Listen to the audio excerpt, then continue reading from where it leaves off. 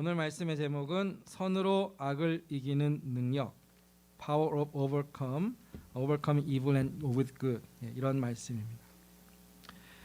하나님께서 새로운 일을 행하십니다. 우리 가운데 새 일을 행하신 하나님을 이사야 43장에는 이렇게 말씀하시죠. 너희는 이전 일을 기억하지 말며 옛날 일을 생각하지 말라. 보라, 내가 새 일을 행하리니 이제 나타낼 것이라. 그래서 하나님께서 이어서 말씀하시기를 나는 나를 위하여 내 허물을 도말하는 자니 내 죄를 기억하지 아니하리라. 과거의 죄를 기억지 않으시고 우리를 새롭게 하신 하나님. 그래서 고린도후서 5장 17절에도 보면 그런즉 누구든지 그리스도 안에 있으면 새로운 피조물이라. 이전 것은 지나갔으니 보라 새 것이 되었도다 말씀하십니다. 예수님 믿고 난 다음에 우리의 외모가 달라지지 않았고 우리의 상황이나 환경이 변하지 않았습니다. 그러나 하나님은 새로운 일을 행하신다. 과거와 현재를 비교하면 뭐가 더 중요해요? 현재가 더 중요하고 현재와 미래를 비교하면 미래가 더 중요합니다. 왜냐하면 하나님께서 우리를 날마다 새롭게 하시고 완성해 가시기 때문이죠. 하나님은 이렇게 우리 가운데 새로운 일, 새로운 역사를 행하시기 때문에 우리가 과거의 실패나 절망, 죄악이나 우리의 실수에 묶여 살지 않기를 바라십니다. 오히려 하나님을 믿음으로 우리를 고치시고 회복하신 하나님께 나아갈 때 하나님께서 모든 부끄러운 불행했던 과거를 잊게 하시고 새로운 역사를 행하신다는 사실입니다. 2023년에 한 해가 어떠하셨는지 잘 모르겠습니다. 그런데 그 모든 것들은 결국 하나님의 새로운 역사, 새로운 구원의 일들을 위한 과정이라 말씀하고 계십니다. 하나님은 우리 앞에 새로운 놀라운 역사를 준비하고 이루어 가고 계십니다. 하나님을 바라보셨으면 좋겠어요. 하나님을 소망하며 우리의 눈을 열어, 우리의 입을 크게 열어 하나님을 기대하신다면 하나님은 놀라운 일들을 행하신다라는 사실이죠. 우리가 이 하나님을 믿고 의지할 때 하나님께서는 우리의 모든 슬픔을 기쁨으로 바꾸어 주시고 우리의 모든 수고와 믿음 안에서 행한 모든 헌신을 아름다운 열매로 보상해 주십니다. 이 하나님을 신뢰하는 믿음은 참으로 복된 것입니다. 하나님의 약속 뜻, 이러한 하나님의 계획이 이루어지는 순간 우리의 과거의 모든 어려움과 고난조차도 새롭게 이해되고 새롭게 정의된다라는 사실이죠. 과거에는 정말로 슬프고 괴로운 일이었는데 정말로 잊고 싶은 과거였는데 지금 돌이켜보면 필요했다라는 거예요. 하나님의 뜻을 이루시기 위해 하나님의 크고 아름다운 그 선하신 일을 이루시기 위해 다 필요한 과정이었다라는 것을 우리가 고백하게 됩니다. 우리가 지난주에 이어서 요셉의 삶을 통해 배우는 것이 바로 이것입니다. 모든 것이 합력하여 선을 이루시는 하나님. 결국 악을 선으로 바꾸셔서 하나님의 뜻을 이루어 가신 하나님, 그 하나님의 뜻을 우리가 바라보면 이해하면 내 삶에 일어나는 모든 것들도 결국은 아름다운 정말 의미 있는 귀중한 경험이며 필요한 일들이었다라고 고백하게 됩니다. 요셉이 노예로 이집트에 팔려갑니다. 누가 팔았어요? 사랑하는 형들, 자기 가족이 팔았어요. 이보다 더 끔찍한 일이 어디 있습니까? 그것이 얼마나 큰 상처가 되었겠습니까? 그런데 요셉이 지금 무엇이라 고백하고 있는가 하면 형들 때문에 애굽에 온 것이 아니라는 거예요. 그럼 누구 때문에 왔어요? 하나님께서 보내셨다라는 겁니다. 이것이 하나님을 믿는 사람들의 위대한 고백이죠. 형들이 자기를 팔았던 것은 너무나 부정할 수 없는 사실이지만 그게 다가 아니었다라는 것이죠.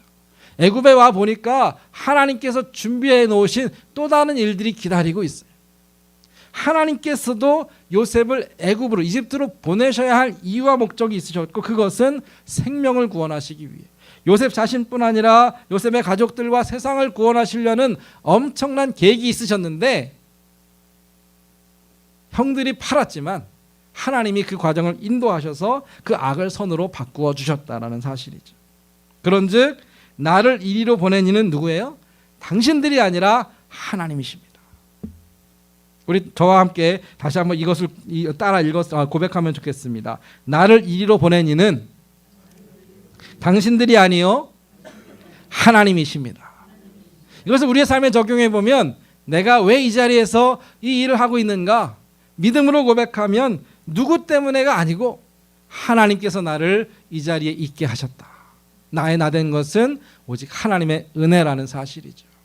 이것이 신앙의 위대한 고백입니다. 하나님께서 요셉을 바로에게 아버지로 삼으시고 그 온 집의 주로 삼으시며 애굽 온 땅의 통치자로 삼기 위해서 애굽으로, 그 고난의 역경의 과정이었지만 요셉을 바로 앞에까지 인도해 주셨다라는 사실입니다. 이 모든 것을 깨닫고 나니까 과거의 상처가 더 이상 상처가 아닐 수 있습니다. 너무나 기억하고 싶지도 않은 정말로 그 아픔이 더 이상 불행이 아닐 수 있다라는 거죠.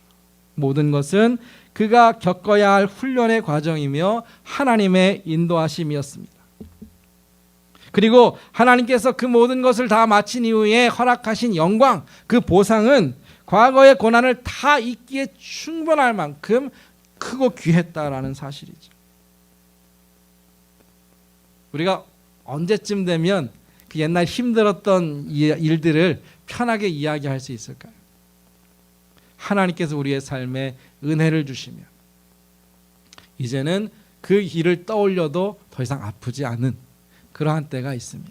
지금은 정말로 말하고 싶지도 않은 그러한 일들이지만 하나님께서 우리의 마음을 치유하시고 우리의 삶을 회복하시고 난 이후에는 하나님 앞에 감사하며 그 일을 이야기할 때가 있다라는 사실이죠. 요셉은 바로 그러한 고백을 지금 하고 있습니다. 창세기 41장 51절과 52절을 보면 요셉이 이렇게 고백합니다. 요셉이 그의 장남의 이름을 므낫세라 하였으니 하나님이 내게 내 모든 고난과 내 아버지의 온 집을 이를 잊어버리게 하셨다. 그랬어요. 아들을 낳았는데 그 아들의 이름을 므낫세라고 했습니다. 잊게 하셨다. 누가요? 하나님께서 그 모든 고난과 형들이 자기를 팔아버린 그 일까지도 다 이제는 잊을 수 있게 하셨다는 거예요. 두 번째 아들을 에브라임이라 하였는데 하나님이 나를 내가 수고한 땅에서 번성하게 하셨다. 하나님께서 갚아주셨습니다. 회복시키셨습니다. 채워주셨습니다. 그 모든 것을 잊게 하셨습니다. 지난날에 그 수고의 열매를 거두게 하셨는데 그 열매가 너무나도 풍성해서 그가 흘린 땀의 수고를 다 잊고도 남을 만큼 풍성하게 채워주셨다라는 사실이죠. 성도 여러분, 우리가 믿는 하나님이 이러한 분이십니다. 지금 수고하고 애쓰는 것 가치가 있고 의미가 있습니다. 왜요? 그 수고에 대한 열매를 반드시 거두게 하십니다.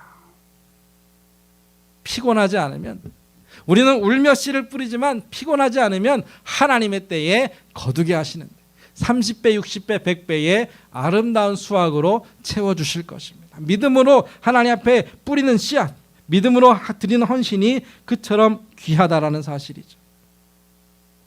고난을 좋아할 사람은 아무도 없습니다.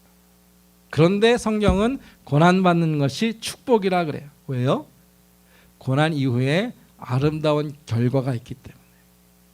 그래서 성경이 뭐라고 말씀합니까? 현재의 고난은 장차 우리가 받을 영광과 좋게 비교할 수 없도다. 하나님 안에서 받는 고난, 하나님께서 허락하신 고난, 하나님께서 인도하시는 그 삶의 고난은 하나님께서 책임져 주시기 때문에 그 고난 자체는 기쁘지 않지만 이후의 열매와 하나님께서 얻게 하시는 그 영광을 보니까 귀하고 의미 있는 순간들이었다라는 것이죠. 요셉에게 그 고난의 열매는 무엇입니까? 앞서 말씀드린 대로 구원입니다. 수많은 사람을 살렸습니다. 그럴 수만 있으면 10년, 20년 괴롭게 힘들게 고생하는 것 의미 있는 일이죠. 내가 지금 참고 인내해서 세상을 구원할 수만 있다면 우리가 그 일을 하지 않을 이유가 없습니다. 그래서 요셉이 더 많은 사람을 살리고 더 많은 사람을 구원하고 더 많은 사람을 도울수록 무엇의 가치가 더 커져요? 그가 젊은 시절 했던 그 고난이 더 가치 있어지는 거예요. 그래, 내가 그래서 그때 참 인내하고 하나님 앞에 성실하게 그 시간을 기다렸는데 하나님께서 지금 나에게 허락하신 열매들이 그래서 그랬구나 알게 되고 깨닫게 됩니다. 자신의 삶을 인도하신 하나님, 그 하나님을 의지했을 때 그 결과로 그 자기를 미워했던 형들과 화해했습니다. 온 가족이 하나가 될 수 있었습니다. 더 나아가 자신의 삶을 다스리시는 하나님을 세상 가운데 전하고 그 구원을 세상 가운데 드러낼 수 있었다라는 사실이죠. 먼저 요셉이 이제 형들과 화해하는 장면이 오늘 본문에 나오는데, 이 본문 앞에도 시간이 되시면 한번 읽어보십시오. 성경에서 아주 자세하게 요셉과 형들이 어떻게 만나고 그러한 과정들을 설명하고 있습니다. 그런데 우리가 언뜻 보면 요셉의 마음이 궁금해져요. 무슨 말인가 하면 일부러 형들을 괴롭히고 골탕 먹이는 것 같은 모습이 나오거든요. 지금 형들을 아직도 미워하는가, 아직도 용서하지 못해서 마음에 어떤 원한이 있어서 형들을 계속해서 힘들게 하고 있는가 하는 생각이 들 정도로 요셉이 형들을 이리저리 그렇게 굴리고 있습니다. 속된 말로. 그 이야기를 좀 말씀을 드리면, 요셉이 꿈을 꾸고 그 바로의 꿈을 해석한 대로 이집트뿐 아니라 그 전 지역에 7년 동안에 풍년이 먼저 찾아왔죠. 풍년이 먼저 7년 동안 있었는데, 그리고 그 7년의 풍년 이후에 흉년이 또 찾아왔죠. 그런데 그 뒤에 찾아온 흉년은 앞에 좋은 시절을 다 잊게 할 만큼 극심한 것이었습니다. 가나안 땅에 살던 야곱의 가족들도 먹을 것이 없었기 때문에 먹을 것이 이집트 애굽에 있다는 것을 듣고 곡식을 사러 갔는데, 그 곡식을 누가 다 관장하고 있어요? 요셉이 총리가 되어서 그 모든 곡식을 다 관리하고 있어요. 그러니까 어쩔 수 없이 형들도 요셉 앞에 서야 하는데, 요셉은 형들을 알아봤어요?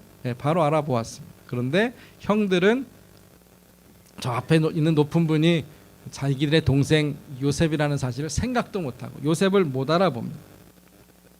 그러니까 요셉이 형들을 어떻게 해요? 계속 신문하죠. 왜 왔냐, 어디서 왔냐, 뭐 하러 왔냐. 그래서 자꾸만 이제 적국에서 어떤 스파이로, 첩자로 몰아갑니다. 그러니까 형들이 자기들을 설명하면서 아니다, 자기들은 여호와를 경외하는 경건한 사람들이고 집에 아버지가 계시고 막내 동생이 아버지와 함께 있고 그런 얘기를 막 하니까, 그럼 너희들이 결백을 증명하려면 막내 동생 베냐민을 데리고 와라, 이렇게 명령을 하죠. 그 명령을 듣고 형들이 이제 가나안으로 돌아오는데 아버지가 그거를 들어줄 리가 없죠. 그래서 한동안 뭐 다시 애굽으로 돌아가지 못하고 그러다가 먹을 것이 다 떨어지니까 다시 이제 먹을 것을 사러 가야 하는데, 이번에는 그냥 갈 수 없고 누구를 데려가야 돼요? 베냐민을 데려가야만 요셉을 만나게 됐으니까 아버지를 겨우겨우 설득해서 베냐민을 데려가는 장면이 나옵니다. 그렇게 두 번째 요셉을 만났는데, 요셉이 이번에는 아주 친절하게 잘 대해주고 음식도 대접하고 잘 먹여서 보내요. 그런데 그게 끝이 아니죠. 어떻게 합니까? 자기가 가지고 있는 은잔을 베냐민의 어떤 그 짐에다가 숨겨놓게 합니다. 그렇게 떠난 다음에 자기 신하들을 추격하게 해서 뭐라고 해요? 너희가 은혜를 원수로 갚았다. 우리 주인의 귀한 은잔을 훔쳐갔다. 도둑으로 막 몰게 되죠.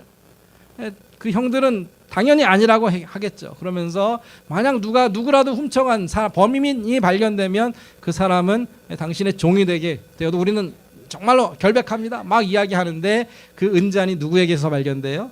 베냐민에게서 발견됩니다. 왜 요셉이 이렇게 했을까요? 형들이 미워서? 형들을 골탕 먹이려고? 형들을 복수하려고? 앞에 우리가 보았던 말씀을 보면 이미 하나님께서는 요셉이 왜 애굽에 와야 했고 애굽에 와서 해야 할 일들을 가르쳐 주셨고, 이미 과거의 모든 상처와 아픔으로부터 이미 다 회복시켜 주셨는데, 용서해 주셨는데, 왜 요셉은 이렇게 형들에게 이러한저러한 어려움을 겪게 하는가? 요셉이 원했던 것은 형들의 마음이었습니다. 형들의 진심이 무엇인지를 알기를 원했습니다. 왜 형들의 마음을 알아야 돼요? 화해하고 싶어서. 이 형들을 정말로 품고 화해하고 이전과는 달리 정말로 한 가족으로 살고 싶은데, 그러기 위해서는 형들이 옛날처럼 자기를 미워하는 형들인지 아니면 그 마음이 달라져서 새로운 사람이 되었는지를 알아야 했다라는 거죠. 그래서 그 방법으로 이제 베냐민을 사용하는데, 형들이 베냐민을 어떻게 대하는가를 보면 형들의 마음을 안다라는 거예요. 과거에 자기를 미워서 팔았던 것처럼 베냐민이 공경에 빠졌을 때 베냐민 그냥 버리고 자기들끼리 살겠다고 집으로 돌아가면 옛날 똑같은 모습일 것이고, 혹시라도 베냐민을 아끼고 돌봐준다면 형들은 과거의 모습과는 달라져 있는 것이죠. 그런데 놀랍게도 베냐민을 형들이 버리지 않습니다. 베냐민이 애굽으로 잡혀갈 때 형들도 따라옵니다. 더 나아가 유다는 스스로 나서서 자원해서 자기를 희생하고 내가 베냐민을 대신하여 종으로 여기 남겠습니다. 제발 내 동생 베냐민을 풀어달라고 그렇게 애원하는 그 모습을 보고 요셉이 마음에 감동하고 마음을 열고 자기가 요셉인 것을 밝히고 그 형들과 형들의 가족을 자기가 책임지겠다라는 그러한 말을 하게 되죠. 드디어 형제들이 화해하는, 그 서로 원수처럼 지냈던 그 형제들이 하나가 되는 그런 아름다운 결말을 얻게 되는데, 이 말씀을 보면서 제가 깨닫고 배우는 것은 이것입니다. 우리가 하나님의 은혜를 받고 누군가 나를 정말 미워했던 사람, 나를 해치려고 했던 사람을 용서하는 것은 우리 스스로, 나 자신이 할 수 있어요. 그런데 이 관계가 회복되는 것은 나 혼자 할 수 없는 일이더라고요. 우리가 세상 사람들, 정말로 우리를 핍박하고 우리를 욕하는 사람들을 위해서 용서하는 마음으로 기도할 수 있습니다. 예수님의 명령이니까 너희를 핍박하는 자들을 위해 기도하라는 말씀 우리가 언제든지 순종할 수 있어요. 그런데 그 사람과 내가 한 형제가 되고 한 자매가 되고 한 몸이 되기 위해서는 저들도 하나님을 믿어야 됩니다. 저들도 그리스도 안에서 변화되어야 하고 함께 주님 안에서 신앙의 성숙이 있어야 우리가 온전한 연합이 있다라는 거예요. 과거에 요셉과 형제들의 아버지 야곱이 있어. 야곱도 그 형과 에서와 엄청난 큰 갈등이 있었죠. 하나님의 은혜로 다시 만나서 서로 얼싸안고 용서하고 화해했지만 같이 살 수는 없었어요. 그 이유를 이미 말씀드렸습니다. 야곱은 이스라엘로 변했지만 에서는 여전히 과거의 에서였기 때문에 서로 용서는 할 수 있을지 몰라도 함께 할 수는 없는. 그런데 오늘 요셉은 엄청난 일을 하나님 안에서 이루어가는데, 요셉이 형들을 용서했을 뿐 아니라 이제는 품고 함께 거할 수 있는 아름다운 가족 공동체를 이루었다라는 사실이죠. 이것이 가능했던 것은 요셉뿐 아니라 형들도 하나님 안에서 회개하고 새로워짐으로 정말 그리스도의 은혜를 체험했기 때문이라는 것입니다. 진정한 관계 회복은 오직 믿음 안에서만 가능합니다. 하나님의 은혜를 모두 경험하고 양쪽 모두 하나님을 믿고 하나님의 뜻을 깨닫게 되는 그 신앙 안에서 온전한 연합과 하나됨을 이룰 수가 있어요. 그렇기 때문에 우리가 인내하고 참고 기다려줄 수 있어야 합니다. 그들에게 하나님의 은혜와 하나님의 말씀을 계속해서 전해주어야 합니다. 그렇지 않고서는 참된 연합과 하나됨은 불가능하다는 사실이죠. 에베소서 2장 14절 말씀은 그리스도께서 우리의 화평이라 말씀하셨는데, 하나님께서 우리 안에 원수된 것과 모든 미움과 다툼을 그리스도의 피로 씻어주실 때 연합이 일어납니다. 우리가 세상 모든 사람들을 사랑해야 하지만 진정한 사랑은 예수 그리스도 안에서, 하나님 안에서, 예배 안에서, 함께 말씀 안에서만 가능하다라는 것이죠. 그렇기 때문에 우리는 부지런히 그리스도의 사랑을 나누고 말씀을 전해야 하는데, 요셉이 바로 그 일을 감당합니다. 형들에게 자신을 밝혔을 뿐 아니라 무엇을 이야기했는가 하면 하나님의 섭리와 하나님의 뜻을 가르쳐주고 있어요. 형들도 하나님의 인도하심을 알고 깨달아야 자기들의 과거의 잘못으로부터 자유로워질 수가 있는 거죠. 형들은 요셉을 팔고 난 이후에 마음이 편했을까요? 그렇지 않았던 것 같아요. 어떻게 알 수 있냐 하면 창세기 42장 21절에 보니까 저들이 요셉 앞에서 곤경에 처하니까 바로 했던 말이 이것입니다. 우리가 아우의 일로 말미암아 범죄하였도다. 그가 우리에게 애걸할 때에 그 마음의 괴로움을 보고도 듣지 아니하였으므로 이 괴로움이 우리에게 임하도다. 20년도 더 된 옛날 일인데 지금 뭔가 잘못된 일이 생기면 뭐부터 생각나요? 내가 그때 잘못해가지고 지금 천벌 받는구나. 계속 그 죄책감에 억눌려 살고 있는 거예요.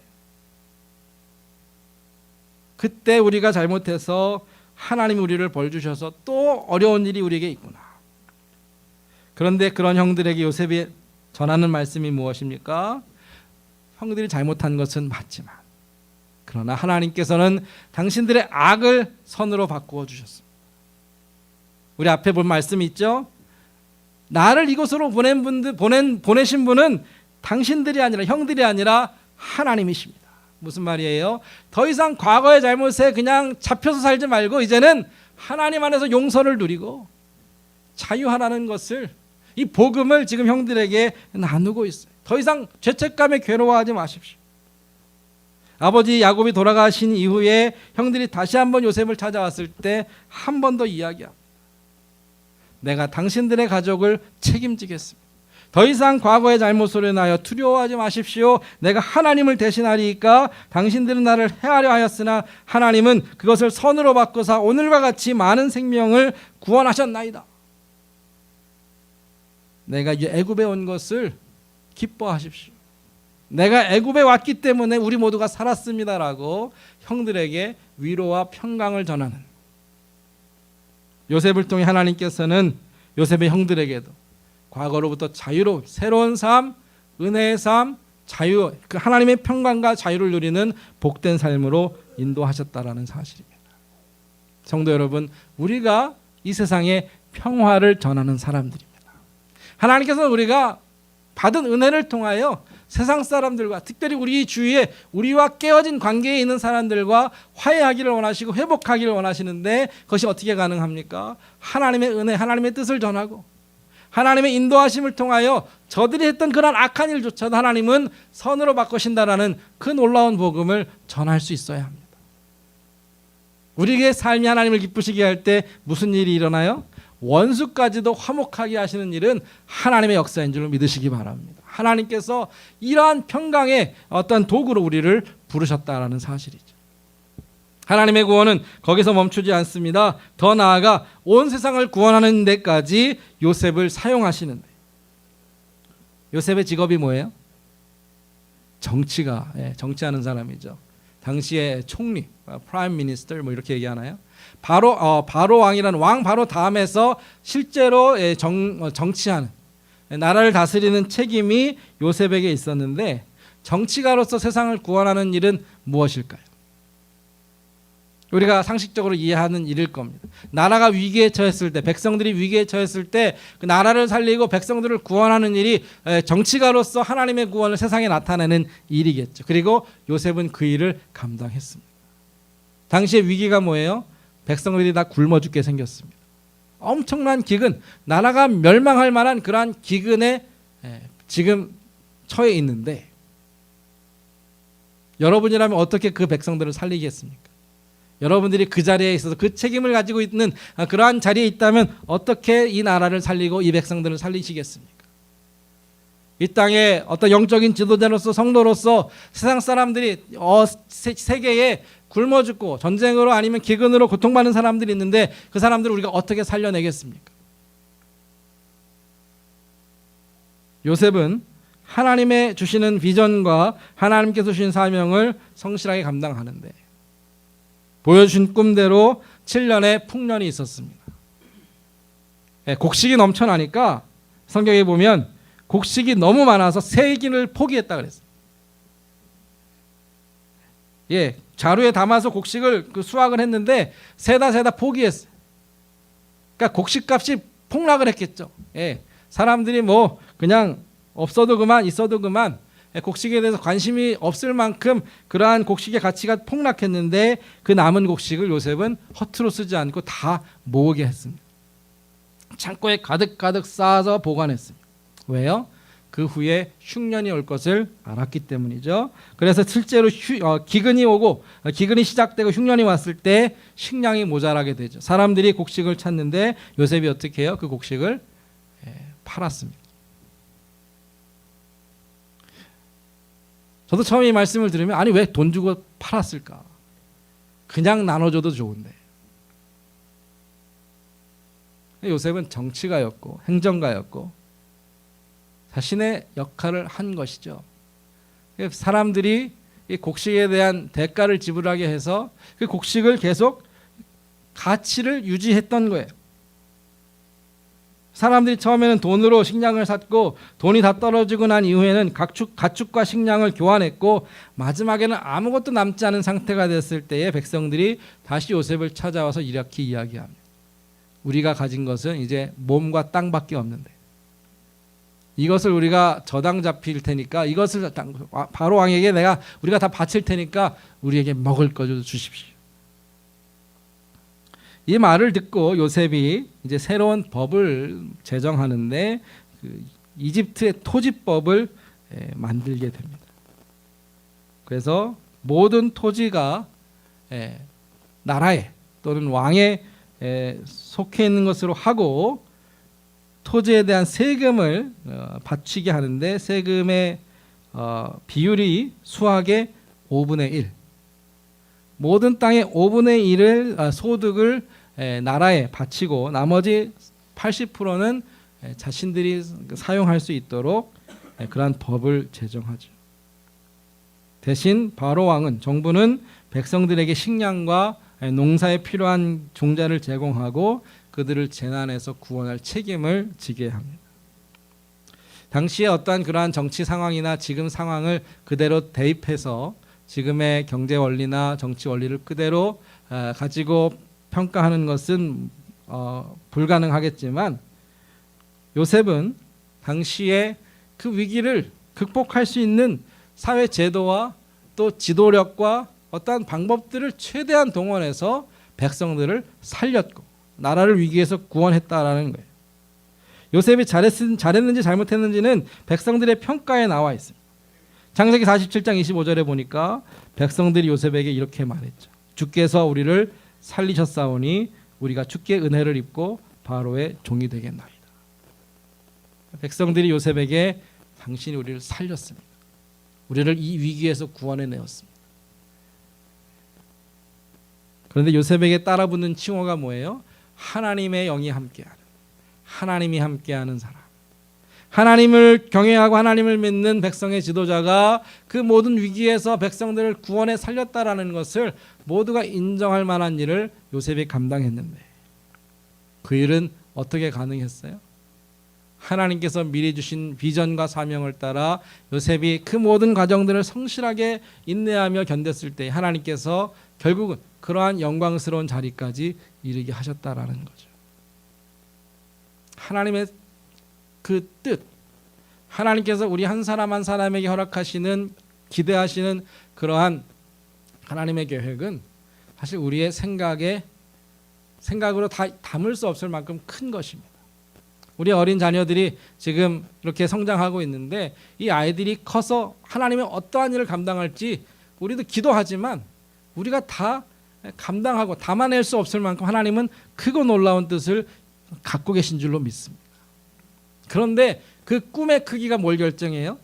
어쩌면 지금의 고난을 결정할 수 있어요. 더 크고 많은 일을 감당하기 위해서 하나님께서 더 큰 훈련과 더 큰 연단과 시련을 우리에게 주실 수도 있습니다. 아까 우리가 인용한 말씀대로 로마서 8장 18절에 현재의 고난은 장차 우리에게 나타날 영광과 비교할 수 없다 그랬어요. 우리의 삶이 앞으로 더 복되고 영광되고 하나님께 더 큰 놀라운 기쁨이 될 줄로 믿습니다. 우리 자녀들이 그러한 삶을 살 것이고 우리 자식 각자가 그렇게 하나님 앞에 더 크게 헌신할 줄로 믿습니다. 그런데 그 영광을 얻기 위해 하나님께서 잠깐 우리에게 고난과 역경을 주신다라는 사실이죠. 고난이 찾아왔을 때 그렇기 때문에 이 고난으로 낙심할 것이 아니라 실망할 것이 아니라 하나님을 신뢰하고 믿는 믿음이 우리에게 필요하다라는 사실이죠. 성도 여러분, 우리 각자의 삶, 주어진 삶, 우리 아까 찬양한 대로 내 눈에 작게 보이고 보잘것없어 보이고 정말로 온갖 재앙과 아픔으로 가득한 삶으로 보일지라도 그것을 믿음으로 해석하시기 바랍니다. 왜 이러한 일이 나에게 일어났는가? 하나님 안에서 해석하면 그 의미가 보인다라는 것이고요. 그 가치가 다시금 보인다라는 겁니다. 하나님께서 이 일을 위해서 나에게 잠깐 어려움을 주신다는 것을 깨닫게 됩니다. 요셉은 우리가 상상할 수 없을 정도의 끔찍한 일을 10대 때 겪었어요. 인신매매를 당했고요. 외국에 종으로 팔려갔고요. 부당한 재판으로 인해서 억울하게 감옥에 갔고요. 그런데 그 삶 가운데 그것을 포기하지 않고 성실하게 감당했을 때 하나님께서는 그 모든 일을 통하여 하나님의 구원을 이루셨다라는 사실이죠. 우리라고 왜 그러한 일이 없겠습니까? 그런데 우리가 그것을 고난으로만 보지 않고 하나님의 역사를 이루기 위한 과정으로 깨닫고 이해한다면 하나님은 반드시 그 악을 선으로 바꾸실 것입니다. 우리의 모든 상황을 합력하여 선을 이루게 하실 것입니다. 재앙을 축복으로 바꾸실 것이고 우리의 슬픔을 기쁨으로 바꾸실 것이고 우리의 고민과 모든 수고를 아름다운 보상과 열매로 허락해 주실 것입니다. 이 하나님을 믿는 성도들이 그 일을 보게 될 것입니다. 하나님께서 궁극적으로 미래에 우리가 우리의 손으로 한 수고와 우리의 인내의 열매를 보고 만족하게 하실 것입니다. 하나님께 감사할 것이고 하나님 그렇습니다. 나를 이 자리까지 인도하시는 분은 그 다른 어떤 사람들이나 환경이 아니라 하나님 한 분밖에 없습니다. 하나님의 주권을 인정하고 하나님 앞에 영광 돌리는 그러한 성도의 삶을 살게 하실 것입니다. 성도 여러분 결단하시기 바랍니다. 한 해가 그냥 지나가고 있습니다. 세월은 그렇게 빨리 흘러가고 있습니다. 그런데 하나님께 삶을 맡긴 성도들은 그 순간순간이 너무나도 귀중하고 소중한 하나님의 역사의 과정인 것을 기억하시기 바랍니다. 우리의 삶을 하나님께서 이미 받으셨습니다. 우리의 삶을 하나님께서 이미 붙잡고 계십니다. 하나님께서 인도하고 계십니다. 우리의 미래는 하나님께서 책임져 주실 것입니다. 그 하나님께 내 인생을 온전히 맡기고 의지함으로 지금의 모든 고난을 신실하게 견뎌내고 성실하게 충성되게 감당하는 저와 모든 성도님들 되시기를 주의 이름으로 축복합니다.